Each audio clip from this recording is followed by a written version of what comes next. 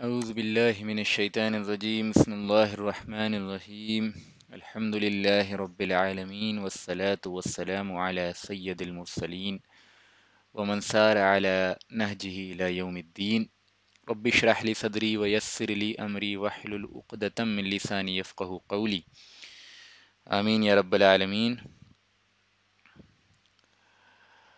جیسا کہ پچھلے دروس میں ہم رسول اللہ صلی اللہ علیہ وسلم کی سیرت کے اس پوائنٹ پہ پہنچ گئے ہیں جب عقبہ یا عقبہ کی جو بیعت ہے، اس کا پہلا یعنی جس کو ہم کہتے ہیں کہ بیعت العقبہ الاولی ہے نا، یہ جو پہلی بیعت عقبہ ہوئی ہے، عقبہ بھی پڑھتے ہیں عقبہ بھی پڑھتے ہیں، تو یہ جو پہلی بیعت ہوئی ہے جس کو ہم بیعت النساء بھی کہتے ہیں، جیسا پچھلی دفعہ میں نے واضح کیا تھا کہ اس کا ریزن کیا ہے کہ دی کووننٹ آف وومن، اس کو کووننٹ آف وومن بھی کہا جاتا تھا، کیونکہ اس میں جو آپ صلی اللہ علیہ وسلم نے کووننٹ لیا ہے اس میں کسی وہی کووننٹ لیا ہے جو عام طور پہ آپ عورتوں سے لیتے تھے، یعنی جس میں عبادات پہ وعدہ وعید ہوتی تھی، یعنی عبادت کرنے، یعنی جو فرائض و واجبات ہیں ان کی ادائیگی کا رسول اللہ صلی اللہ علیہ وسلم کووننٹ لیتے تھے، وعدہ لیتے تھے۔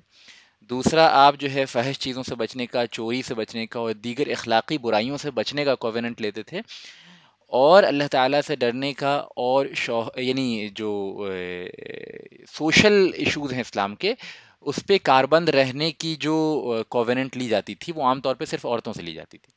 مردوں سے آپ کا ایڈیشنل کووننٹ یہ بھی ہوتا تھا کہ جب اللہ کے دین کو فائٹرز کی ضرورت ہوگی، یا نبی صلی اللہ علیہ وسلم کے تحفظ کی ضرورت ہوگی، یا دین کو کسی قسم کا خطرہ آئے گا، تو اس وقت جو ہے میدان کے اندر جنگ کرنے کے لیے خوشی کے عالم میں اور ناخوشی کے عالم میں، تنگ دستی کے عالم میں اور وسعت کے عالم میں، دونوں عالم میں، دونوں حالت میں ہم تیار رہیں گے۔ یعنی نبی صلی اللہ علیہ وسلم کا کووننٹ جو مردوں سے ہوتا تھا اس میں قربانی کا عمل دخل بھی ہوتا تھا، ہے نا؟ لیکن جب ہم دیکھتے ہیں کہ بیعت العقبہ الاولی ہوئی، پہلی بیعت ہوئی، تو اس میں ایسی کوئی بات نہیں ہوئی، اور 12 لوگوں نے بیعت کی تھی، اور 10 خزرج سے تھے، 2 اوس سے تھے۔ اور اس کے ذریعے میں نے یہ بھی بتانے کی کوشش کی تھی کہ this was the first time when Islam was affecting the closeness between اوس اینڈ خزرج۔ پریکٹیکلی اوس اینڈ خزرج کبھی بھی ایک کام ایک ساتھ نہیں کر سکتے تھے، لیکن ہم دیکھتے ہیں کہ قبول اسلام کے ساتھ اوس کی خزرج سے دشمنی، جو لوگ اسلام قبول کر لے رہے ہیں ان کی آپسی قبائلی دشمنی جو ہے وہ پیچھے ہو گئی، اور جو ایمان کے بنا پہ محبت تھی وہ آگے ہو گئی۔ مثال کے طور پر یہ 10 خزرج کے نوجوان جو خزرج سے قبول کیے اسلام، اور جنہوں نے بیعت العقبہ الاولی میں پارٹیسپیٹ کیا، ان کے نزدیک اپنے خزرجی بھائی جو شرک پہ قائم تھے، ان کی ان کے ساتھ لائلٹی، ان کے ساتھ ایلیجینس ختم ہو گیا، کم ہو گیا، اور وہ 2 اوس کے شخص جنہوں نے اسلام قبول کیا تھا ان کے ساتھ ان کی لائلٹی اور ولا کا جو کانسیپٹ ہے وہ اسٹیبلش ہو گیا۔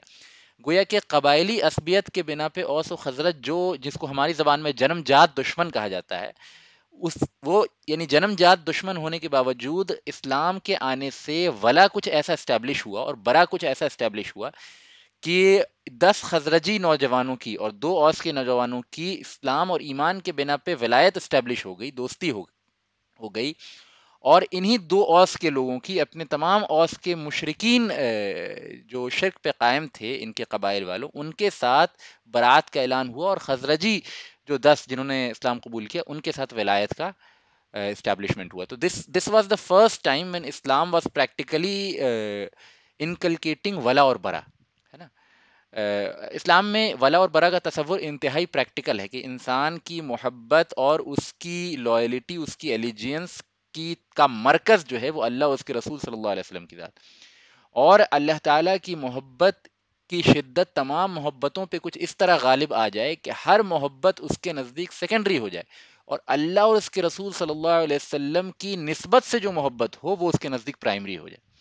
لہٰذا یہ تصور اسلام میں ہے کہ تمام اہل ایمان دنیا کے کسی خطے میں رہتے ہوں، کسی ملک میں رہتے ہوں، کسی علاقے میں رہتے ہوں، کسی ریس سے تعلق ہو، کوئی بھی زبان بولتے ہوں، کسی بھی طریقے کی ویش بھوشا اختیار کرتے ہوں، وہ اس ایمان کی نسبت سے اللہ اور اس کے رسول صلی اللہ علیہ وسلم سے کے ساتھ جڑنے کی نسبت سے وہ بھائی ہیں ہمارے، اور تمام اہل شرک، تمام اہل کفر، جو ہمارے اپنے گھروں کے اندر کیوں نہ ہو، جو ہمارے اپنے والدین کیوں نہ ہو، جو ہمارے اپنے بھائی بہن کیوں نہ ہو، جو ہمارے اپنے یوں کہہ لیجیے کہ رشتہ دار کیوں نہ ہو، ان کے ساتھ ہمارا برات کا تعلق ہے، کیونکہ انہوں نے اللہ اور اس کے رسول صلی اللہ علیہ وسلم جو ہمارے نزدیک سب سے محبوب ہیں، وہ ان کے نزدیک محبوب نہیں ہیں، وہ ان کے نزدیک مبغوض ہیں، لہٰذا ان کے ساتھ برات کا تعلق اور اہل ایمان کے ساتھ ولایت کا تعلق پوری دنیا میں اسٹیبلشڈ ہے۔ یہ اسلام کا پریکٹیکل تصور ہے ولا اور برا کا، ٹھیک ہے نا، بات سمجھ رہے ہیں نا؟ تو یہ ایک بات تھی جو اوس و خزرج کو کلوز لا رہی تھی۔ یہ اس پہ میں نے تفصیلی بات کی ہے بیعت عقبہ کے اوپر پچھلی دفعہ، تو اب اس میں دوبارہ ڈیٹیل میں نہیں جاؤں گا۔ پھر میں نے ضمناً ایک اور بات بیان کی تھی کہ بیعت عقبہ کے بعد جو مصعب بن عمیر رضی اللہ عنہ کو رسول اللہ صلی اللہ علیہ وسلم نے مدینہ کے اندر بھیجا، انہوں نے تعلیم و تربیت کا کام شروع کیا، تو وہاں پھر جب تعداد مسلمانوں کی 40 ہو گئی، اس صورت میں نبی صلی اللہ علیہ وسلم نے ان کو جمعہ پڑھنے کا حکم دیا۔ میں نے یہ بھی بتایا تھا کہ اسلامی تاریخ میں پہلا جمعہ کا خطبہ اور پہلی جمعہ کی امامت جو ہے مصعب بن عمیر رضی اللہ عنہ نے کی ہے، رسول اللہ صلی اللہ علیہ وسلم نے نہیں کی ہے۔ اور پھر ضمناً ہم نے وہ فقہی مسئلہ بھی آپ کے سامنے رکھ دیا تھا کہ جمعہ کے قیام کے لیے جو تعداد مقتدی کی ضروری ہے وہ کتنی ہے نا؟ تو وہ پچھلی دفعہ بات آ چکی ہے۔ آج ہم پڑھنے جا رہے ہیں مصعب بن عمیر رضی اللہ عنہ کی ہی دعوت سے دو بڑی شخصیات کا مدینہ میں جو اسلام قبول کرنے کا واقعہ ہے اس کو پڑھیں گے، اور پھر جو دوسری بیعت جس کو کہتے ہیں بیعت العقبہ الثانی، یعنی دوسری بیعت عقبہ جو ہوئی ہے، سیکنڈ کووننٹ آف عقبہ، یہ جو ہوئی ہے اس کے بارے میں پڑھیں گے، کیونکہ یہ انتہائی انتہائی انتہائی اہم کووننٹ ہے اسلامی تاریخ میں، اور اسلامی تاریخ ایک نئے موڑ پہ مڑتی ہے اسی کووننٹ کے نتیجے میں۔ تو وہ انشاءاللہ ہم ان دو حضرات کے قبول اسلام کے واقعے کے بعد پڑھیں گے انشاءاللہ تعالی، ہے نا؟ تو یہ دو شخصیات کون ہیں پہلے سمجھ لیجئے، اسید ابن حضیر، اسید ابن حضیر، ہے نا؟ ایک بات سمجھ لیجئے، جو عربی کے نام میں کو جب ہم انگلش میں لکھتے ہیں تو بسا اوقات ڈی لکھا جاتا ہے، تو وہ جو ولدالین میں جو دو یہ ہے نا ضاد، اس کے لیے جو کاؤنٹر پارٹ انگلش میں ہوتا ہے وہ ڈی ہوتا ہے، کیونکہ انگلش میں اس طرح کی ساؤنڈ کے لیے کوئی اویلیبل نہیں ہے۔ تو اس طرح سے اگر آپ دیکھیں خدیر وغیرہ لکھا ہوا ہو تو اس کا اصل پروناؤنسیشن جو ہوتا ہے وہ حذیر ہوتا ہے، حذیر، ٹھیک ہے نا؟ اسید ابن حذیر، ٹھیک ہے؟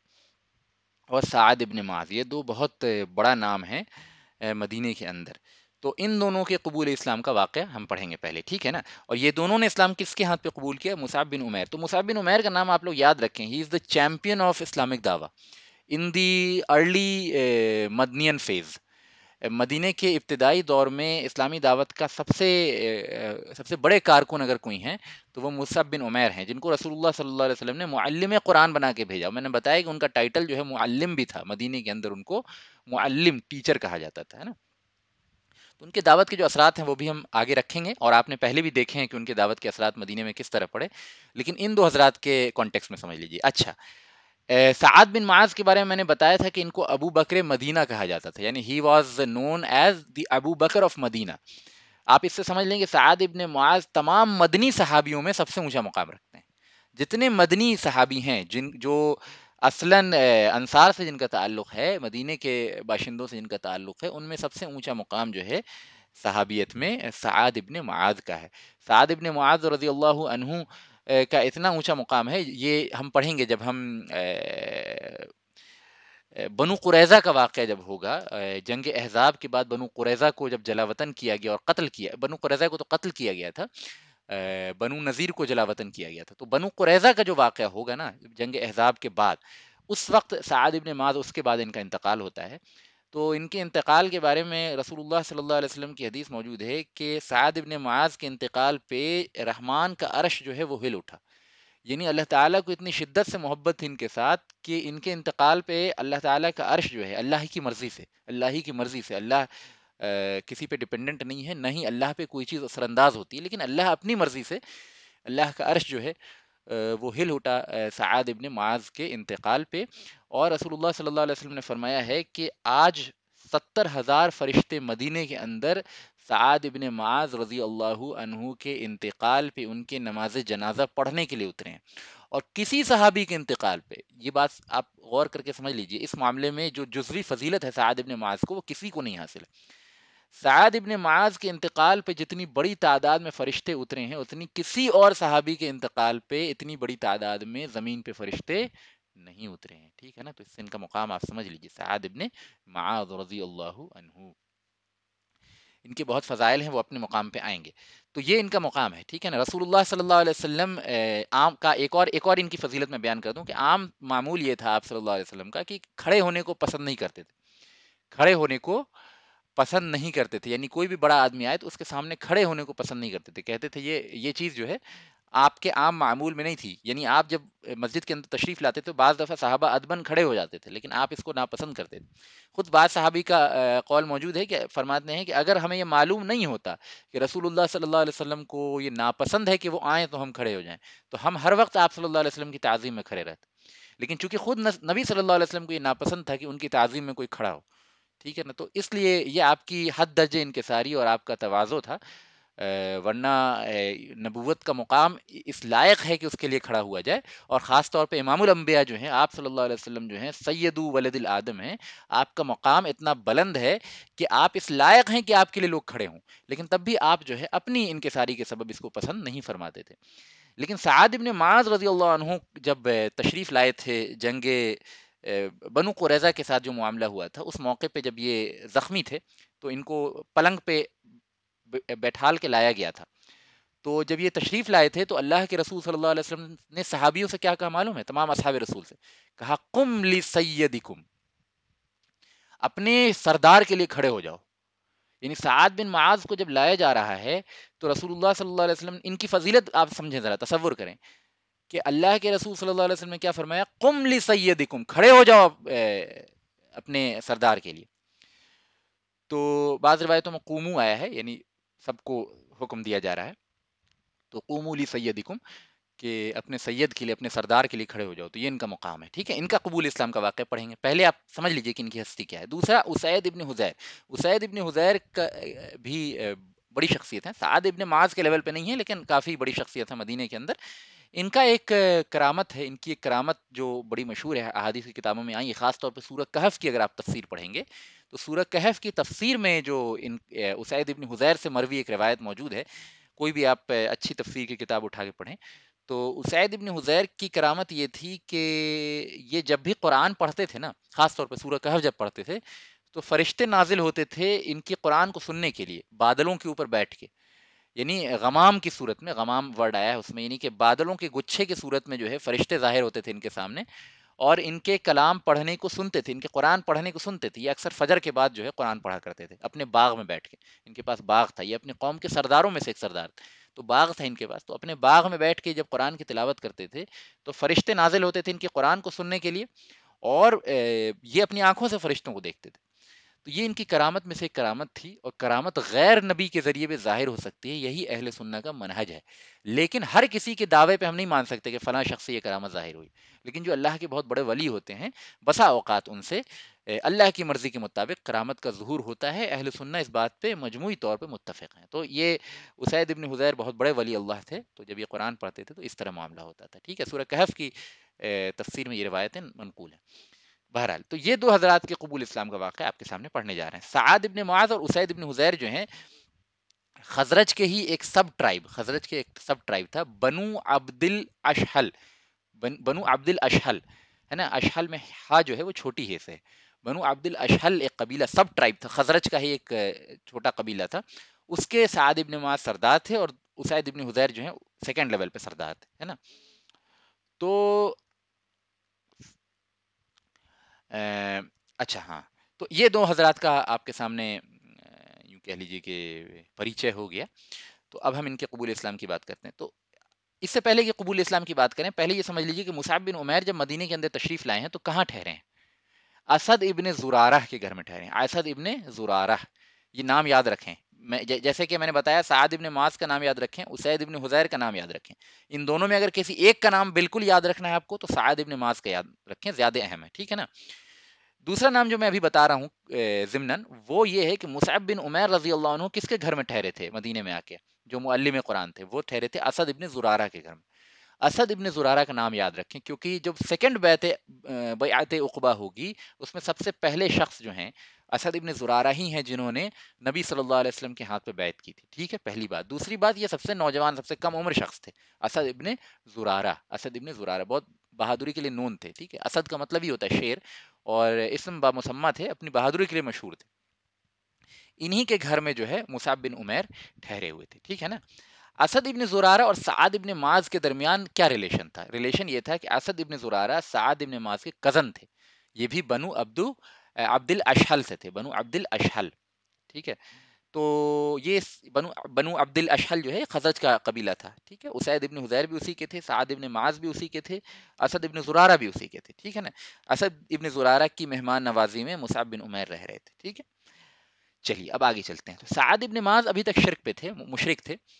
تو یہ اور اسید ابن حذیر بیٹھ کے بات کر رہے تھے، کہہ رہے تھے، سعد ابن معاذ کہہ رہے تھے کہ جو میرا کزن ہے اسد ابن زرارہ، اس نے مکہ سے آئے ہوئے ایک شخص کو اپنے گھر میں پناہ دی ہے جس کا نام مصعب بن عمیر ہے. یہ لوگ آپس میں باتیں کر رہے ہیں اور کہہ رہے ہیں کہ چونکہ وہ میرا کزن ہے تو مجھے اس سے، یعنی کہ کہنے میں خراب لگ رہا ہے، لیکن میں چاہتا ہوں تمہیں، یعنی اسید ابن حذیر کو کہہ رہے تھے سعد ابن معاذ، کہ تم جاؤ میرے کزن اسد ابن زرارہ کے پاس اور اس کے گھر میں جو مکہ سے آیا ہوا شخص مصعب بن عمیر ہے اس کو نکال دو ہمارے شہر مدینہ سے، یثرب سے، کیونکہ یہ ہمارے شہر میں آ کے اپنے دین کی تبلیغ کر رہا ہے، اپنی دین کو پھیلا رہا ہے، اور ہمارے بچوں اور عورتوں کو گمراہ کر رہا ہے، اور ہمارے گھروں کے درمیان پھوٹ ڈال رہا ہے. لہٰذا اس کو جو ہے میں خود نہیں نکال سکتا، کیونکہ اسد جو ہے میرا خود بھائی ہے، کزن ہے، تو ذرا آکورڈ لگے گا مجھے، تم چلے جاؤ اور تم یہ کام کر دو. ٹھیک ہے نا. تو اسید ابن حذیر نے کہا ٹھیک ہے میں جاتا ہوں اسد کے پاس اور کہتا ہوں کہ مصعب بن عمیر کو نکال دو.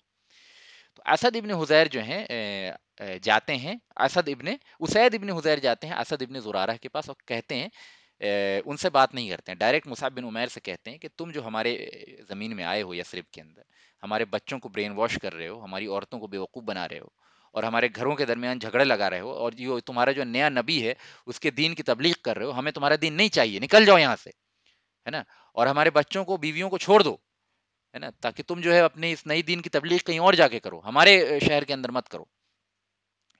تو بڑے سخت و کرخت انداز میں جو ہے اسید ابن حذیر نے مصعب بن عمیر کو سنائی بات.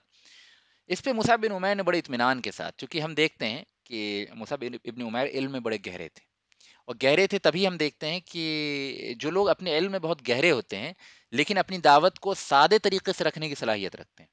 دو باتیں سمجھ لیجیے.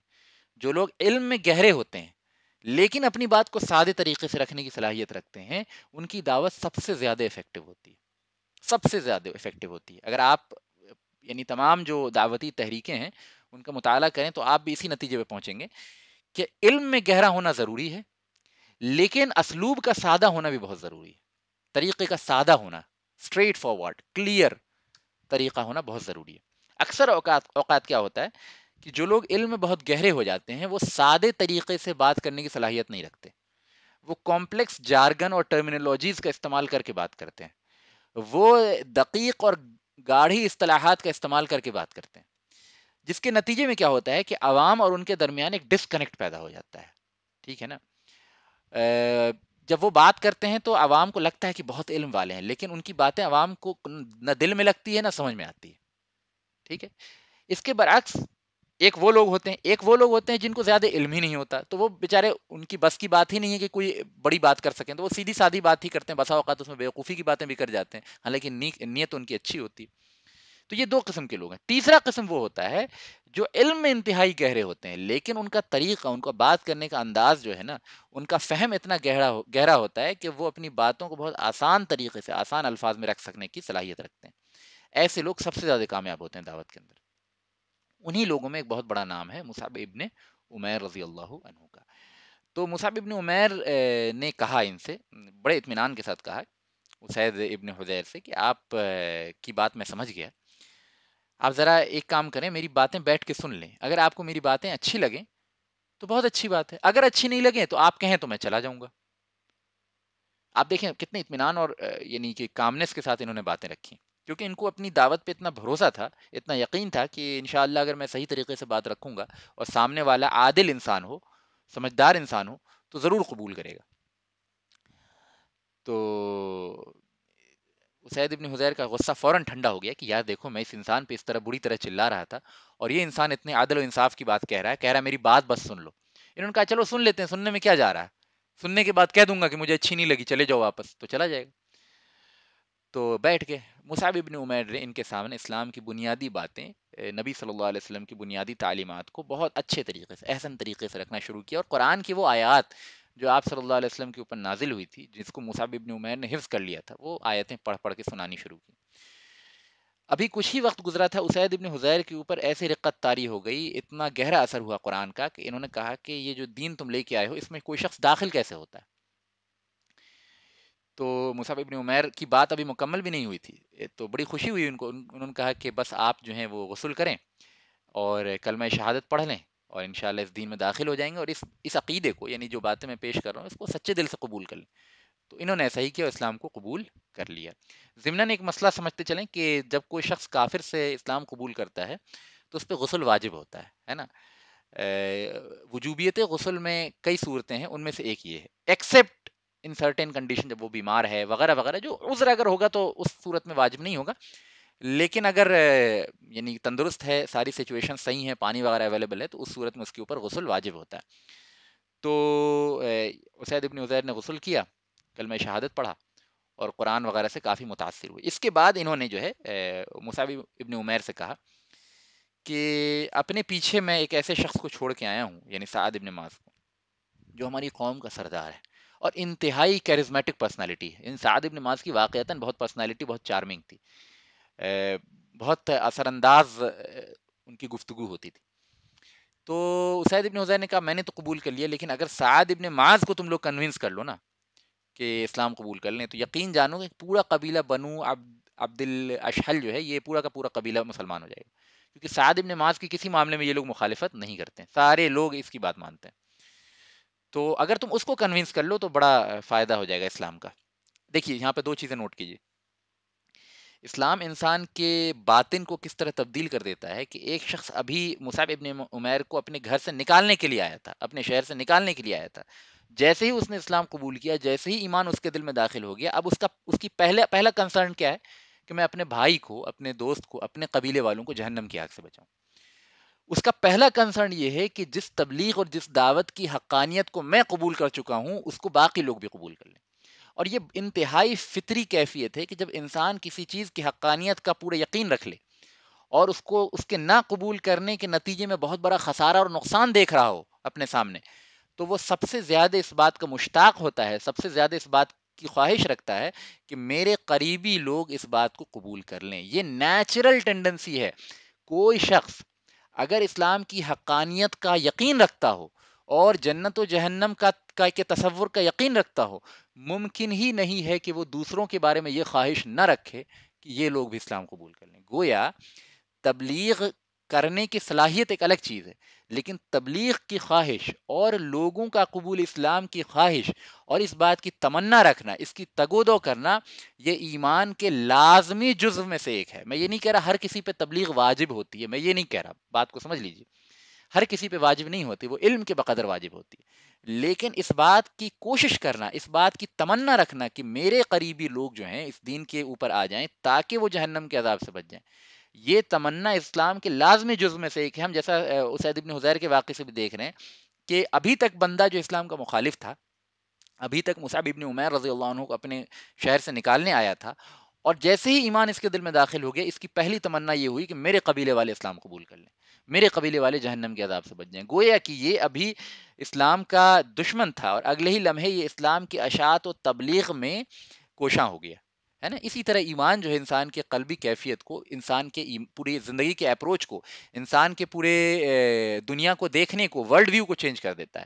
یہی وجہ سے ہے کہ اسلام نے بنیادی جو دوستی اور دشمنی کی بنیاد رکھی ہے وہ ایمان اور کفر رکھی ہے. کوئی دوسری سرحدیں, کوئی دوسری پہچان, کوئی دوسری نسل, کوئی دوسری زبان انسان کے تمام تصورات کو یکجا اور ایک جیسا اور سنکرونائز نہیں بنا سکتی جتنا ایمان اور اسلام بنا سکتا ہے. کیوں؟ کیونکہ یہ ابدی حقائق سے نکلی ہوئی حقیقت ہے. یعنی یہ کائنات کی سب سے بڑی حقیقت یہ کہ اللہ رب العالمین سب کا رب ہے اور بالآخر وہ سزا اور جزا دینے والا ہے. یہ حقیقت کا اعتراف انسان کو باقی انسان جو اسی عقیدے کے حاملین ہیں ان کے ساتھ ایسا جوڑ دیتا ہے کہ کوئی دوسرا ذریعہ، کوئی دوسری نیشنلٹی، کوئی دوسرا ریس، کوئی دوسری زبان کا بولنا ہے، کوئی دوسری آئیڈینٹی انسان کو اس طرح نہیں جوڑ سکتی، اور اگر جوڑے گی بھی تو اس کی بنیاد باطل پہ ہوگی، اس کی بنیاد خطا پہ ہوگی، اس کی بنیاد جو ہے وہ ظلم پہ ہوگی. آپ سمجھ رہے ہیں بات کو کہ نہیں؟ اور دوسرا پوائنٹ یہاں سے کیا نکلتا ہے کہ ایک انسان کے دل میں اگر واقعتاً ایمان داخل ہو جائے گا تو وہ ایمان کی تبلیغ میں اور اسلام کے پھیلاؤ میں اور اسلام کے نشر و اشاعت میں کوشاں ہوگا، اس کی دلی تمنا ہوگی کہ یہ حقیقت سب کو پتہ چل جائے. جیسے ایک انسان جو ہے دیکھ رہا ہے کہ گھر کے اندر آگ لگ گئی ہے، ایک روم میں آگ لگ گئی ہے اور دوسرے روم میں وہ آگ پہنچنے والی ہے، دوسرے روم میں اس کی بیوی بچے بیٹھے ہوئے ہیں. ایسی صورت میں جب انسان کو یقینی علم ہو، اس کو یقینی علم ہے کہ آگ ابھی اس روم کے اندر داخل ہو جائے گی تھوڑی دیر کے اندر، لیکن اس کے بیوی بچے تو غافل ہیں، ان کو معلوم نہیں ہے کہ آگ اس روم کے اندر داخل ہونے والی ہے. تو بیوی بچوں کے پاس جو علم ہے وہ انتہائی محدود ہے، اور اس شخص کے پاس جو علم ہے وہ ان کے مقابلے میں زیادہ ہے، کیونکہ وہ دیکھ رہا ہے کہ آگ اس روم کے اندر داخل ہونے والی ہے. اگر آپ بتائیں کوئی بھی ذی عقل انسان جو ہوگا، کوئی بھی تھوڑا بھی سمجھ رکھنے والا انسان ہوگا، وہ کیا چاہے گا ایسے موقع پہ؟ ایسے موقع پہ میں اپنی بیوی بچوں کو جلدی سے جلدی اس روم کے اندر سے نکال دوں. اس وقت یہ نہیں سوچے گا کہ یار میرے بیوی بچوں کو خود اختیار ہے کہ وہ چنیں کہ روم سے نکلنا چاہتے ہیں کہ نہیں نکلنا چاہتے ہیں. میں ان کے سامنے بس یہ بات رکھ دیتا ہوں اور پھر اپنے اطمینان سے یہاں سے نکل جاتا ہوں اپنے آپ کو بچاتے ہوئے. کوئی بھی ذی عقل انسان ایسا نہیں سوچے، اس کے اندر بے چینی ہوگی کہ وہ اپنی بیوی بچوں کو وہاں سے نکالے. بسا اوقات جذبات میں وہ زور زبردستی بھی کرے گا اپنی بیوی بچوں کے اوپر. کیوں؟ کیونکہ وہ اس میں ان کا ابدی خیر دیکھ رہا ہے، ان میں ان کا بچاؤ اور پروٹیکشن دیکھ رہا ہے. یا اسی طرح جب ایک انسان جہنم اور جنت کے فرق کو سمجھتا ہے اور اس کی ابدی حقیقت کو جانتا ہے تو وہ کبھی بھی اشاعت اسلام کے معاملے میں کولڈ ہارٹڈ نہیں ہوگا. میں یہ نہیں کہہ رہا دوسروں کے اوپر زور زبردستی کرے گا، یہ ایک الگ مسئلہ ہے، زور زبردستی کی بات نہیں ہو رہی ہے. میں صرف یہ بتانا چاہ رہا ہوں کہ اس کے اندر بے چینی کا ایلیمنٹ ہونا جو ہے وہ اس کے ایمان کا لازمی تقاضا ہے. اگر اس کے اندر بے چینی نہیں ہے کہ یار میں کس طرح اپنے بھائیوں کو ان چیزوں سے بچا لوں، میں کس طرح جو ہے وہ میرے آس پاس رہنے والے مشرکین کو، کفار کو جو ہے وہ جہنم سے بچا لوں، ان کو حقیقت اسلام سے آشنا کر دوں، ہے نا، اور ان کو جو ہے وہ دین کی طرف بلا لوں یا اپنے گھر والوں کو دین کی طرف بلا لوں، اگر اس کے اندر یہ بے چینی نہیں ہے تو اس کا مطلب یا تو اس کا یقین کمزور ہے یا وہ ایک دم سنسیئر نہیں ہے اس معاملے میں. آپ سمجھ رہے ہیں کہ نہیں بات کو؟ اس ایگزامپل کے ذریعے سمجھیے. ٹھیک ہے، بعض لوگ اعتراض کر دیتے ہیں کہ یار مسلمان اتنے ایکسائٹڈ کیوں ہوتے ہیں اپنے دین کو پھیلانے کے لیے؟ جس کا جو حق ہے اس حساب سے وہ اپنے دین پہ عمل کرنے دیا جائے، لوگوں کو ان کے ریلیجن پہ عمل کرنے دیا جائے. ریلیجن پھیلانے کی ضرورت کیا ہے؟ سب کو اپنا اپنا اختیار ہونا چاہیے. اصل بات یہ ہے کہ جو باقی لوگ ہیں وہ ابدی جنت و جہنم کے حقائق سے واقف نہیں ہیں. آپ واقف ہیں، لہٰذا آپ کی یہ ذمہ داری بنتی ہے نا انسانیت کے ناطے کہ آپ ان کو واقف کریں ان حقیقتوں سے. اگر آپ واقف نہیں کرتے ہیں تو آپ جھوٹ موٹ کا انسانیت کا ڈنکا پیٹتے ہیں، تو انتہائی جھوٹے ہیں آپ، انتہائی انسنسیئر ہیں آپ. کیونکہ آپ کے اندر اتنی بھی سنسیئرٹی اگر ہوتی تو آپ کی تمنا ضرور ہوتی، کم سے کم، میں زور زبردستی نہیں کرتے آپ، لیکن تمنا ضرور ہوتی، آپ کے اندر بے چینی ضرور ہوتی کہ ان کو جہنم کی آگ سے بچائیں. یہ اسلام کے فنڈامنٹل اسپرٹ میں سے ایک ہے جو ہم اسید ابن حضیر کے واقعے سے دیکھتے ہیں. ٹھیک ہے نا، چلیے آگے چلتے ہیں. تو اسید ابن حضیر نے بتایا کہ سعد ابن معاذ کو تم لوگ دعوت دو. تو مصعب ابن عمیر نے کہا ٹھیک ہے آپ ان کو ہمارے پاس بھیجیں، میں انشاءاللہ تعالی ان سے بات کروں گا. ٹھیک ہے، چلیے. اسید ابن حضیر جو ہیں واپس جاتے ہیں سعد ابن معاذ رضی اللہ عنہ کے پاس. سعد ابن معاذ اپنے دوستوں کی مجلس میں بیٹھے ہوئے تھے. اسید ابن حضیر کو آتا دیکھا تو کہا کہ یہ اسید جو چہرہ لے کے گیا تھا وہ چہرہ لے کے نہیں آیا ہے. اور یہ بات آپ اس سے پہلے بھی کئی مقامات پر سن چکے ہیں، سیرت میں شروع میں بھی، مکی دور میں بھی، ہم کئی مقامات پہ عرب جو ہیں اس طرح کا کمنٹ کرتے تھے. اس سے دو چیزیں پتہ چلتی ہے. ایک کہ عرب جو ہیں ان معاملوں میں بہت حساس ہوتے تھے، عام طور پہ عقل مند ہوتے تھے، لوگوں کے چہرے کے تاثرات کو پڑھنا، سمجھنا، ان کو پرکھنا جانتے تھے. دوسرا، عرب میں یہ رواج نہیں تھا عام طور پہ کہ انسان کے قلبی تاثرات جو ہیں اس کو اپنے چہرے پہ ظاہر ہونے سے روکا جائے. یعنی انسان کے سیدھے پن کی یہ پہچان ہوتی ہے، سادگی کی پہچان ہوتی ہے کہ جو اس کے قلب میں ہے وہ اس کے چہرے پہ دکھ جائے. تو عرب کے اندر یہ چیز ہم دیکھنے میں آتی ہے کہ ان کے اندر آلودگی نہیں تھی، ان کے اندر جو اس قسم کی چھل کپٹ والا معاملہ نہیں تھا کہ دل میں کچھ ہے اور سامنے سے جو ہے اس کو چھپا کے رکھے ہوں. کیونکہ اکثر اوقات ایسا ہوتا ہے کہ بعض لوگ رسول اللہ صلی اللہ علیہ وسلم سے ملاقات کر کے آتے ہیں اور پھر اپنے قبیلے میں واپس جاتے ہیں تو قبیلے والے پہچان لیتے ہیں کہ اس شخص کے یہ وہ چہرہ نہیں ہے جو لے کے گیا تھا. تو کیا پتا چلا؟ اس سے پتا چلا کہ سادگی کے سبب جو ہے قلبی کیفیت کا اظہار ان کے چہروں سے ہو جاتا تھا. ایک دوسرا کہ عرب جو ہے چہرے وغیرہ پڑھنے میں ماہر تھے. یہ دو باتیں ضمن. دیکھیے سیرت ہم پڑھتے ہیں تو چھوٹی چھوٹی باتوں پہ غور کرتے ہیں تاکہ ہمارے اوپر جو ہے وہ پورے سیرت کا مجموعی فہم جو ہے صحیح طریقے سے کھل سکے. ٹھیک ہے نا؟ تو انہوں نے کہا کہ یہ وہ چہرہ نہیں ہے جس کو لے کے یہ گیا تھا. چلیے بہرحال واپس آتے ہیں. تو جب اسید بن حضیر واپس آئے تو کہا کہ کیا معاملہ ہوا ہے؟ سعد بن معاذ نے پوچھا. تو کہا کہ دیکھو میں نے تو ان سے بات کری ہے لیکن بہتر ہوگا تم ہی ان سے بات کرو. یعنی انہوں نے کچھ گول مول اس طرح بات کی کہ جھوٹ بھی نہیں بولنا پڑے اور پوری بات بھی ان کے سامنے نہیں رکھی کہ میں نے بھی اسلام قبول کر لیا اور اسلام بڑا خوبصورت دین ہے. کیونکہ یہ چاہتے تھے کہ یہ جانتے تھے اسید ابن حذیر جانتے تھے کہ دیکھیے ہر انسان کی صلاحیت ایک جیسی نہیں ہوتی. مصعب ابن عمیر جتنے اچھے سے بتائیں گے اتنے اچھے سے میں نہیں بتا پاؤں گا. لہٰذا بہتر ہے کہ مصعب ابن عمیر ہی بتائیں تاکہ دعوت اچھے طریقے سے سعد ابن معاذ کے اوپر اثر انداز ہو. لہٰذا انہوں نے اس بات کو چھپائے رکھا کہ میں نے اسلام قبول کیا ہے. اور اس عمل کو کہتے ہیں توریہ. اسلام میں اس عمل کو کہتے ہیں توریہ. جب آپ جھوٹ نہیں بولیں لیکن پوری حقیقت بھی لوگوں کے سامنے واضح نہ کریں, توریہ یہ جائز ہے. اس کا اگزامپل دیکھ لیجئے. جب آگے آپ پڑھیں گے, جب ہجرت کو پڑھیں گے نا, ہجرت کو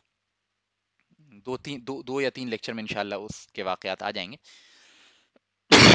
تو ابو بکر صدیق اور رسول اللہ صلی اللہ علیہ وسلم جب ہجرت کر رہے تھے, راستے میں تھے, سفر میں, تو کوئی بھی شخص ملتا راستے میں, کسی قبیلے کا کوئی سردار ملتا, کوئی شخص مل جاتا, تو چونکہ ابو بکر کو سب لوگ پہچانتے تھے, ٹریڈ میں یہ ہر جگہ جایا کرتے تھے, تو ہر شخص جو ہے ابو بکر کو چہرے سے پہچانتا تھا. تو ہجرت کر رہے تھے اور خاموشی سے ہجرت کر رہے تھے, چاہتے نہیں تھے کہ سب کو معلوم چلے کہ یہ اور رسول اللہ صلی اللہ علیہ وسلم ہجرت کر رہے ہیں. یہ آگے واقع آئے گا تفصیل سے. تو لوگ کوئی بھی پوچھتا نا ابو بکر سے کہ آپ کے ساتھ کون ہے, رسول اللہ صلی اللہ علیہ وسلم کی طرف انگلی کر کے کہ آپ کے ساتھ کون ہے, تو ابو بکر صدیق رضی اللہ عنہ کہتے کہ یہ راستہ دکھانے والے ہیں, یہ راستہ دکھانے والے ہیں. اب ذرا غور کریں, حقیقتاً رسول اللہ صلی اللہ علیہ وسلم راستہ دکھانے والے ہیں, اللہ کی طرف راستہ دکھانے والے ہیں, جہنم سے بچانے والے ہیں, جنت کا راستہ دکھانے والے ہیں, صراط المستقیم کو دکھانے والے ہیں, صراط المستقیم سیدھا راستہ دکھانے والے ہیں. اس اعتبار سے ابو بکر صدیق رضی اللہ عنہ کی بات بالکل صحیح تھی, ٹھیک تھی. لیکن لوگ اس سے کیا سمجھتے تھے؟ لوگ اسے سمجھتے تھے کہ اچھا وہ جو راستہ دکھانے والے ہوتے ہیں نا, ٹور گائیڈ, عرب میں یہ بھی تصور تھا کہ جو دور دراز کے ریگستانی علاقے میں جاتے تھے لوگ سفر کرنے, تو اگر بعض لوگوں کو راستہ نہیں دیکھا ہوتا تھا تو بعض جو بدو, ایکسپرٹ قسم کے بدو ہوتے تھے جو ریگستان کو بہت اچھے سے پہچانتے تھے, راستوں وغیرہ کو بہت اچھے سے جانتے تھے, ان کو ہائر کرتے تھے اپنے ساتھ. تو یعنی ابو بکر صدیق رضی اللہ عنہ کو چونکہ یہ بات چھپانی تھی تو انہوں نے بات اس طرح رکھی کہ بات اپنی جگہ صحیح تھی, جھوٹ نہیں تھی. اگر وہ غلط بول دیتے تو پھر جھوٹ ہو جاتا. بات اپنی جگہ صحیح تھی لیکن سامنے والے نے اس کا کچھ اور منشا سمجھا ہوتا تھا. اس کو توریہ کہتے ہیں, ٹھیک ہے نا. یہ جائز ہے اسلام کے اندر, اگر اسلام کے بینیفٹ کے خاطر یہ عمل کیا جائے تو. اپنی ضرورت اور اپنے بینیفٹ کے خاطر, ذاتی مفاد کے خاطر کیا جائے تو یہ اچھی بات نہیں. ہاں لیکن اپنی جان بچانے کے لیے کیا جائے تو جائز ہے نا. اسلام سے ریلیٹڈ جتنے بھی کام ہیں اس میں اگر توریہ کیا جائے تو جائز ہے, لیکن اپنے جو دنیاوی مفاد کے لیے کیا جائے تو جائز نہیں, ٹھیک ہے نا. ورنہ دنیاوی مفاد کے لیے آپ ایسی ان کلیئر باتیں, ایمبیگوس باتیں لوگوں کے سامنے رکھیں گے اور فائدہ اٹھائیں گے تو یہ جائز نہیں ہے, ٹھیک ہے نا. چلیے بہرحال آگے چلتے ہیں. تو اسید ابن حذیر نے سعد ابن معاذ کو مصعب ابن عمیر رضی اللہ عنہ کے پاس بھیج دیا. سعد جب پہنچے اسد ابن زرارہ کے پاس جو ان کے کزن تھے, اب سعد جو ہیں غصے میں تھے. انہوں نے اسد ابن زرارہ سے کہا کہ دیکھو تم میرے کزن ہو, اگر تم میرے بھائی نہیں ہوتے نا واقعی, تو یہ جو تلوار میرے ہاتھ میں ہے یہ تمہاری گردن پہ ہوتی, کہ تم نے ایک ایسے شخص کو جو ہمارے محلے میں پناہ دی ہے, جو ہماری عورتوں کو اور بچوں کو گمراہ کر رہا ہے, اور جو ہے وہ اپنے نئے نبی کے دین کو ہمارے درمیان پھیلا رہا ہے, فوراً کے فوراً تم اس کو جو ہے وہ اپنے گھر سے نکال دو, اس کو واپس بھیج دو, ہمیں کوئی ضرورت نہیں اس دین کی. یہ بات سن کے سعد ابن معاذ بڑے غصے میں تھے. یہ بات سن کے مصعب ابن عمیر نے بڑے اطمینان کے ساتھ, ٹھنڈک کے ساتھ سامنے آئے اور کہا کہ کم سے کم آپ میری باتیں سن لیں, اگر آپ کو میری بات پسند نہ آئے تو چونکہ آپ اپنے قوم کے سردار ہیں, اگر آپ کہہ دیں گے کہ چلے جاؤ تو میں چلا جاؤں گا, لہٰذا میں ریکویسٹ کروں گا کہ آپ میری بات سن لیں. تو سعد ابن معاذ نے کہا کہ یہ تو بڑی معقول بات ہے, بات سننے میں کیا جا رہا ہے, تم نے بہت عدل کی بات کی. بعض روایتوں میں آتا ہے کہ سعد ابن معاذ نے کہا کہ تم نے بہت عدل کی بات کی ہے, بہت انصاف کی بات کی ہے, چلو ٹھیک ہے تمہاری بات سن لیتا ہوں. بیٹھ کے اب جب انہوں نے یہ بیٹھے ہیں اور سورہ زخرف کی آیتیں جو ہے جو 43 نمبر کی 43 یا 46 نمبر کی سورہ ہے، اس کی آیتیں جو ہیں ان کے سامنے پڑھنی شروع کی مصعب ابن عمیر نے سعد ابن معاذ کے اوپر، اور پھر اللہ تعالیٰ کو منظور تھا، اللہ تعالیٰ نے ان کے دل کے اندر ایمان کو پیدا کیا، اور قرآن کی آیت ختم ہوتے ہوتے جو ہے وہ اللہ تعالیٰ نے سعد ابن معاذ کے دل میں ایمان کو پیدا کر دیا، اور انہوں نے فوراً ہی، جیسے ہی مصعب ابن عمیر کی بات ختم ہوئی، انہوں نے فوراً اسلام قبول کیا اور کہا کہ اللہ کی قسم جو بات تم کہہ رہے ہو یہ بہت اعلیٰ بات ہے، بہت اچھی بات ہے، اور میں فوراً اسلام قبول کرنا چاہتا ہوں، لہٰذا انہوں نے بھی غسل کیا، کلمہ شہادت پڑھا، اور یہ دونوں کے قبول اسلام سے کا نتیجہ یہ ہوا کہ ان کا جو پورا قبیلہ تھا بنو عبد الاشحل، یہ پورا کا پورا قبیلہ جو ہے مسلمان ہو گیا، پورا کا پورا قبیلہ مسلمان ہو گیا۔ تو اس میں ایک شخص صرف تھا جس کا نام تھا اسیریم ایک شخص تھا جو بنو عبد الاشحل سے مسلمان نہیں ہوا، یہ بعد میں مسلمان ہوگا، اس کا ایک چھوٹا سا واقعہ میں ابھی بیان کروں گا آپ کو، لیکن اس واحد شخص کے علاوہ پورا کا پورا قبیلہ جو ہے سعد ابن معاذ کے قبول کرنے سے، اسلام قبول کرنے سے اسلام قبول کر لیا۔ اس سے کیا پتہ چلا؟ اس سے یہ پتہ چلا کہ کتنی کیرزمیٹک شخصیت تھی سعد ابن معاذ کی، کتنی افیکٹو شخصیت تھی کہ جیسے ہی انہوں نے اسلام قبول کیا، ان کے پورے قبیلے نے اسلام قبول کر لیا۔ تو ان دونوں کے قبول کے نتیجے میں بہت تیزی سے پھر اسلام جو ہے مدینے کے اندر خزرج کے قبائلوں میں پھیلنا شروع ہوا، بنو عبد الاشحل نے قبول کیا، ایک شخص جس نے نہیں قبول کیا اس کا نام تھا اسیریم کا واقعہ سن لیجئے۔ اسیریم جو تھا نا یہ مشرک رہا، رسول اللہ صلی اللہ علیہ وسلم ہجرت کر کے مدینہ آ گئے تب بھی مشرک رہا، جنگ بدر ہو گئی تب بھی مشرک رہا، پورا قبیلہ مسلمان، یہ تنہا مشرک۔ جنگ احد کے دن صبح میں جو ہے اس کے دل میں خیال آیا کہ میرا پورا قبیلہ جو ہے رسول اللہ صلی اللہ علیہ وسلم کے فیور میں لڑنے گیا ہے، میں بھی جاتا ہوں لڑنے کے لیے۔ جب یہ میدان جنگ میں پہنچا تو یہ کہا کہ رسول اللہ صلی اللہ علیہ وسلم سے اور صحابیوں سے کہا کہ میں تمہاری طرف سے لڑنا چاہتا ہوں، حالانکہ مشرک تھا یہ۔ جنگ احد کی بات ہے جو تیسری ایئر میں آئے گی، یعنی ہجرت کے تیسرے سال جو ہے جنگ احد ہوگی، تو ہم تب پڑھیں گے، اچھے سے تفصیل سے پڑھیں گے، ابھی اس کا ایک واقعہ بس اسیریم کا واقعہ بیان کر رہا ہوں میں۔ تو جنگ احد کی صبح میں یہ پہنچا میدان جنگ میں، کہا کہ میں بھی تمہاری طرف سے لڑنا چاہتا ہوں، صحابہ نے کہا نہیں، ہم مشرکین سے مدد نہیں لیتے، مشرکین سے جنگ نہیں، کیونکہ یہ جنگ جو خالص اسلام کے لیے ہو رہی، لہٰذا ہم اہل شرک سے مدد نہیں لیتے، یہ کوئی سیاسی جنگ نہیں ہے۔ تو اسیریم نے کہا ٹھیک ہے میں کلمہ پڑھتا ہوں، میں اسلام قبول کرتا ہوں۔ اس نے اسلام قبول کیا صبح کے وقت، فجر کے کچھ دیر بعد جو ہے اس نے اسلام قبول کیا، اور چاشت کے وقت تک 10 ساڑھے 10 تک جنگ کی حال میں لڑتے لڑتے شہید ہو گئے اسیریم رضی اللہ عنہ، یعنی یہ 2 ڈھائی گھنٹے صرف اپنے اسلام پہ زندہ رہے، اور یہ اس حال میں اسلام پہ زندہ رہے کہ ایک بھی نماز کا وقت جو ہے ان کے حالت اسلام میں نماز کا وقت آیا ہی نہیں، یعنی فجر کے بعد انہوں نے اسلام قبول کیا اور ظہر سے پہلے ان کا انتقال ہو گیا، شہید ہو گئے۔ تو یہ وہ واحد صحابی ہیں جن کو وہ شرف و فضیلت حاصل ہے کہ یہ جنتی ہیں بغیر ایک بھی نماز پڑھے ہوئے، اور ڈائریکٹ جنتی۔ شہید کے بارے میں چونکہ آپ جانتے ہیں، جب ہم جنگ بدر و احد کو پڑھیں گے تو انتہائی تفصیل کے ساتھ انشاءاللہ تعالی شہداء کی فضیلت کو بیان کریں گے، بہت اچھے سے شہادت جو جنگ وغیرہ کے مسائل بیان کریں گے، ابھی وہ موقع نہیں ہے، لیکن بس یوں سمجھ لیجئے کہ شہید کی فضیلت جو ہے وہ کسی غیر نبی کی اتنی فضیلت احادیث کے اندر، قرآن کے اندر نہیں آئی ہے جتنی شہداء کی آئی ہے، شہید کی فضیلت آئی ہے۔ تو ظاہر ہے کہ ان کا جو جنت میں داخلہ جو ہے وہ انتہائی یقینی ہوتا ہے، بلکہ بعض روایتوں میں آیا ہے کہ شہید کی فضائل میں سے ایک فضیلت یہ ہے کہ وہ اپنے انتقال سے پہلے اپنی جنت پہ پوزیشن دیکھتا ہے۔ بعض بہت اللہ کی بہت نیک ولی اور بہت نیک مومن بندے جو ہوتے ہیں نا، وہ اپنے انتقال کے بعد جب وہ قبر میں ڈالے جاتے ہیں، حساب کتاب ان کا ہو جاتا ہے، تب ان کو جنت میں ان کی پوزیشن دکھائی جاتی ہے، ٹھیک ہے نا، اور جنت کی ہوائیں ان پہ چلنی شروع ہوتی ہیں۔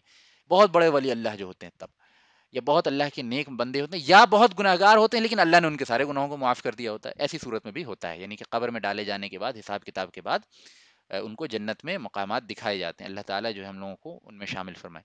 لیکن شہید کا ایکسیپشن یہ ہے کہ ابھی اس کی موت نہیں ہوئی ہوتی، بخاری کی روایت ہے کہ ابھی اس کی موت نہیں ہوئی ہوتی، بلکہ دنیا میں اپنی اس دنیا کی آنکھوں سے اللہ تعالیٰ اس کو جنت کے مناظر جو ہیں دکھانے شروع کر دیتے ہیں موت سے پہلے، ٹھیک ہے۔ اور اس کے بہت سارے واقعات جو ہیں صحابہ کرام کی سیرت کی کتابوں میں، صحابہ کرام کی زندگی کی کتابوں میں موجود ہیں، اپنے موقع پہ وہ آئیں گے، ٹھیک ہے نا۔ تو اسیریم جو ہیں یہ جنتی صحابی ہیں بغیر ایک بھی نماز پڑھے ہوئے، ٹھیک ہے نا، یہ بنو عبد الاشحل سے ہی تھے، اور ان کے بارے میں یعنی اسلام جب رسول اللہ صلی اللہ علیہ وسلم کے انتقال کے بعد ابو ہریرہ رضی اللہ عنہ جو ہیں وہ اپنے اسٹوڈنٹ سے اکثر کوئز کیا کرتے تھے، کسی ایک صحابی کا نام بتاؤ جو بغیر نماز پڑھے جنت میں داخل ہوئے ہیں، بغیر ایک بھی نماز پڑھے جنتی۔ تو جب ان کے اسٹوڈنٹ نہیں جواب دے پاتے تو ابو ہریرہ رضی اللہ عنہ بیان کرتے کہ یہ اسیریم ہیں، اسیریم رضی اللہ عنہ، جنہوں نے ایک بھی نماز نہیں پڑھی اور जन्नती हैं। ठीक है ना? तो ये वाक़या यानी बनु अब्दुल अशहल के कबूल इस्लाम का, उसैरिन के कबूल इस्लाम का, साद इब्न मास के कबूल इस्लाम का, उसैद इब्न हुज़ैर के कबूल इस्लाम का, मुसअब इब्न उमैर रज़ियल्लाहु अन्हु की दावत पे ये वाक़या था जो आपके सामने आ गया। और ये कहाँ क़याम पज़ीर थे मुसअब इब्न उमैर? असद इब्न ज़ुरारा रज़ियल्लाहु अन्हु के घर में मदीने के अंदर। चलिए थोड़ा-सा और आगे चलते हैं इंशाअल्लाह 3, 4, 5 मिनट और लूँगा, उसके बाद आज का लेक्चर क्लोज़ करूँगा। तो इससे पहले कि हम जो है बैअतुल उक़बा अस्सानी पढ़ें, यानी सेकंड जो कोवेनेंट ऑफ अक़बा है उसको पढ़ें, थोड़ा-सा उसका बैकग्राउंड ज़रा समझ लीजिए कि मुसअब इब्न उमैर रज़ियल्लाहु अन्हु की दावत के नतीजे में क्या हुआ। पहली बैअत उक़बा जो हुई है और दूसरी बैअत अक़बा जो हुई है, इसके दरमियान 1 साल का फ़ासला तक़रीबन, ठीक है ना? अच्छा, यहाँ पे एक ज़िम्नन पॉइंट नोट करा दूँ आपको, नोट कर लीजिएगा आप लोग कि बहुत सी सीरत की किताबों में आप पढ़ेंगे कि 3 बैत अक़बा का ज़िक्र है, बैअत उक़बा अल औला, अस्सानी और फिर तीसरी वाली, ठीक है? तो मेरी आवाज़ नहीं आ रही क्या आप लोगों को? कुछ आवाज़ वगैरह में प्रॉब्लम है क्या? नहीं, ठीक है। जो सवालात हैं वो लास्ट के लिए बचा के रखें। इंशाअल्लाह लास्ट में जवाब दूँगा। चलिए, तो हाँ, मैं ये कह रहा था कि मुसअब इब्न उमैर हाँ, तो कई सीरत की किताबों में आप देखेंगे कि 3 बैअत उक़बा का ज़िक्र है। लेकिन सही बात ये है कि बैअत उक़बा 2 ही हुई है ना? बैअतुल उक़बा 2 ही हुई है। बाज़ लोग जो हैं वो 6 लोगों से, जो खज़रज के 6 लोगों से जो नबी सल्लल्लाहु अलैहि वसल्लम की मुलाकात हुई थी सबसे पहले-पहले, उनको भी जो है इसी बैअत में काउंट करते हैं और उस हिसाब से वो 3 कहते हैं, लेकिन वो बात सही नहीं है क्योंकि वहाँ कोई नबी सल्लल्लाहु अलैहि वसल्लम ने कोई बैअत नहीं ली थी, बल्कि सिर्फ़ उन्होंने इस्लाम कबूल किया था और उन्होंने कहा था कि हम जाके मदीने में जो है अपनी कौम से इस बात का चर्चा करेंगे। तो पहली बैअत उक़बा वही है जिसमें 12 लोग आए थे नबी सल्लल्लाहु अलैहि वसल्लम से बैत करने। और दूसरी बैअत उक़बा जो है, जिसको हम सेकंड कोवेनेंट ऑफ अक़बा कहेंगे, वो इंशाअल्लाह ताला हम नेक्स्ट लेक्चर में ही पढ़ पाएँगे, लेकिन उसका थोड़ा बैकग्राउंड जो है आपको बता दें। तो मुसअब इब्न उमैर रज़ियल्लाहु अन्हु की दावत के नतीजे में क्या हुआ कि 1 साल के अंदर ही जो है तकरीबन 250 से 300 लोग मदीने में मुसलमान हो गए। और this was the first time कि मक्के से बाहर इतनी बड़ी पॉपुलेशन जो है वो इस्लाम कबूल की। यानी हम देखते हैं कि मक्के के अंदर इस वक़्त जो है तमाम मुसलमानों की तादाद भी तकरीबन 250 के आस-पास थी। यानी हिजरत से जस्ट पहले की बात बता रहा हूँ। और मदीने के अंदर भी मुसलमानों की तादाद हिजरत से पहले 250 के तकरीबन आस-पास हो गई। आप ज़रा तसव्वुर करें मुसअब इब्न उमैर रज़ियल्लाहु अन्हु की का मुकाम और उनका उनका सवाब अल्लाह ताला के यहाँ कितना ज़्यादा होगा कि मक्के के अंदर जितने लोगों ने इस्लाम कबूल किया, मदीने के अंदर भी जो है, जहाँ रसूलुल्लाह सल्लल्लाहु अलैहि वसल्लम मौजूद नहीं हैं, गायबाना नबी सल्लल्लाहु अलैहि वसल्लम मौजूद नहीं है, उसके बावजूद मुसअब इब्न उमैर की तनहा दावत के से जो है 250 लोगों ने इस्लाम कबूल कर लिया तकरीबन। तो ये बहुत बड़ी कामयाबी है और इनका वो मुकाम है, इस मामले में इनको वो फ़ज़ीलत हासिल है जो मैं समझता हूँ शायद ही किसी दूसरे सहाबी को इस मामले में जुज़वी एतबार से किसी और सहाबी को इतनी बड़ी फ़ज़ीलत नहीं हासिल है। और इस्लाम के अव्वलीन वॉलंटियर्स में से, अव्वलीन कारकुन में से बहुत ऊँचा नाम है मुसअब इब्न उमैर रज़ियल्लाहु अन्हु का। ठीक है ना? दूसरी बात समझ लीजिए कि जब यानी हिजरत से तकरीबन 6 महीने कह लीजिए, 5-6 महीने 7 महीने पहले जो है, ये सेकंड कोवेनेंट ऑफ अक़बा जो हुई है नबी सल्लल्लाहु अलैहि वसल्लम के पास, क्योंकि मदीने का वफ़द जब हिजरत करके मदीने का वफ़द जो हज के मौसम में मक्का आया है, तो उसमें 75 यानी कि मदीने के अंदर 250 लोगों ने इस्लाम कबूल कर लिया था, लेकिन उसमें से तकरीबन 75 लोग जो ज़्यादा इंपॉर्टेंट लोग थे, वो नबी सल्लल्लाहु अलैहि वसल्लम से बैत करने हज के बहाने जो हैं वो मक्के में तशरीफ़ लाए थे। ठीक है? और ये 5-6 महीने की पहले का वाक़या है हिजरत से। तो ये जो बैत हुई है ना, इसी को हम कहते हैं सेकंड कोवेनेंट ऑफ अक़बा। तो सेकंड कोवेनेंट ऑफ अक़बा को डिस्क्राइब करने के लिए तकरीबन 7 हदीस मैं आपके सामने पढ़ूँगा इंशाअल्लाह नेक्स्ट लेक्चर में, और उन सातों को एक्सप्लेन करूँगा। 7 नरेशंस हैं, बाज़ उसमें मुस्नद अहमद में हैं, बाज़ इब्न जरीर अत-तबरी की ये मैंने गलत लिख दिया, यहाँ पे स्पेलिंग गलत हो गई, यहाँ इब्न जरीर अत-तबरी है, अल-अबरी लिखा हुआ है, ये गलत है। इब्न इसहाक़ वग़ैरह में मौजूद है, बाज़ तबक़ात इब्न सअद वग़ैरह में है, सुनन अल-बैहक़ी में है, बाज़ जो है वो इब्न हिशाम, इब्न इसहाक़ वग़ैरह में मौजूद है, तबरानी वग़ैरह में मौजूद है। तो ये 7 रिवायतें हैं इंशाअल्लाह ताला इस कोवेनेंट ऑफ अक़बा को एक्सप्लेन करने के लिए, इसके वाक़यात को ज़ाहिर करने के लिए आपके सामने इंशाअल्लाह नेक्स्ट लेक्चर में पढ़ूँगा। तो नेक्स्ट लेक्चर का जो हमारा मेन टॉपिक होगा, यही सेकंड कोवेनेंट ऑफ अक़बा होगा। उसके बाद हम देखेंगे कि उस सेकंड कोवेनेंट ऑफ अक़बा के नतीजे में मदीने में और कितनी तेज़ी से इस्लाम फैला, और बहुत यूँ कह लीजिए कि बड़े इंटरेस्टिंग दौर में सीरत के हम पहुँच रहे हैं। और इसके बाद यानी इस अक़बा के सेकंड कोवेनेंट के बाद इमीडिएटली जो है ہجرت کی شروعات ہو جائے گی، وہ بھی ہم انشاءاللہ تعالی پڑھیں گے. ہجرت بھی تفصیلی طور پہ 2-3 لیکچرز اس میں لیں گے، اور پھر مدنی زندگی جو نبی صلی اللہ علیہ وسلم کی شروع ہوگی، اور انتہائی انٹرسٹنگ، انتہائی تفصیل کے ساتھ انشاءاللہ تعالی اس کو کور کرنے کی کوشش کریں گے. اللہ تعالیٰ سے دعا ہے کہ جو بھی باتیں آج پڑھی گئیں اس کو اللہ تعالیٰ قبول فرما لے، اور جو اس میں خطا ہو گئی، کوئی بات ایسی کہہ دی گئی جو اللہ تعالیٰ کے مقصود و منشا کے مطابق نہیں تھی، تو اللہ تعالیٰ اس کو معاف کر دے، اور ہم لوگوں کو جو ہے وہ نبی صلی اللہ علیہ وسلم سے محبت کرنے والا، آپ کے دین سے محبت کرنے والا، آپ کی دعوت و تبلیغ سے محبت کرنے والا، آپ کے دینی مقاصد کی پورتی کے لیے کوشش کرنے والا بنائے. آمین یا رب العالمین. انشاءاللہ تعالی جو بھی آپ کے سوالات ہیں ان مضامین سے ریلیٹڈ، وہ انشاءاللہ اب میں لے لوں گا.